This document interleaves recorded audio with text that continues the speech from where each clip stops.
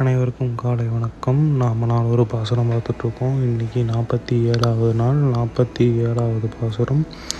பெரியாழ்வார் திருமொழியில் 3ஆம் திருமொழி, அதில் 4வது பாசுரம். வாங்க பாசுரத்துக்குள்ளே போகலாம்.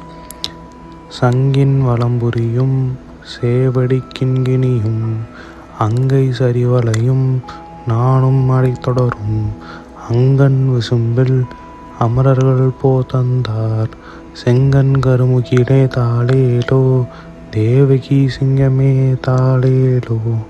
இப்படி தான் பாட்டு முடியுது. நாம் எப்பயும் போல் வரிக்கு வரி விளக்கத்துக்குள்ளே போகலாம். சங்கின் வலம்புரியும் சேவடி கிண்கிணியும்.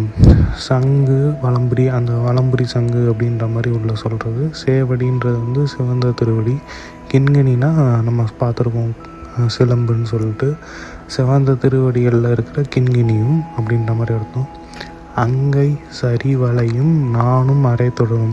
சரிவலையும்னா வளையல், சரின்ற வளையல் அப்படின்ற மாதிரி, அது கை வளையல்னு அர்த்தம்.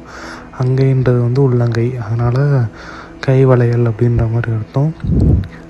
நானும் அரை தொடரும். நானும்னா நூல், அரைனா இடுப்பு, இடுப்பில் உள்ள சங்கிலி அப்படின்ற மாதிரி அர்த்தம். அங்கன் விசும்பில் அமரர்கள் தந்தார். அங்கன்னா அங்கே, விசும்புன்னா ஆகாயம். அங்கன் விசும்பில்னா அங்கே வானத்தில் உள்ள அமரர்கள்ன்றது தேவர்கள். அங்கே வானத்தில் உள்ள தேவர்கள் தந்தார்னா போய் கொண்டு வந்தார். என்ன கொண்டு வந்தாங்க? செங்கன் கருமுகிலே, செவந்த கண்களை உடையவன் அப்படின்ற மாதிரி அர்த்தம். கருமுகில்னா கருமையான மேகம் போல உடைய அவனே, அதாவது சிவந்த கண்களை உடைய கரிய மேகம் உள்ள நிறமுடையவனே தாளேலோ அப்படின்றாங்க.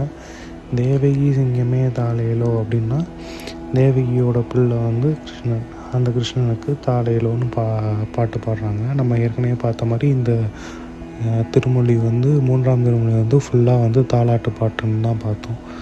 இதுதான் இதுக்கு இந்த பாட்டுக்கு உண்டான அர்த்தம். நன்றி. நம்ம சேனலை சப்போர்ட் பண்ணுங்கள், சப்ஸ்கிரைப் பண்ணுங்கள், அனைவருக்கும் ஷேர் பண்ணுங்கள். தேங்க்யூ.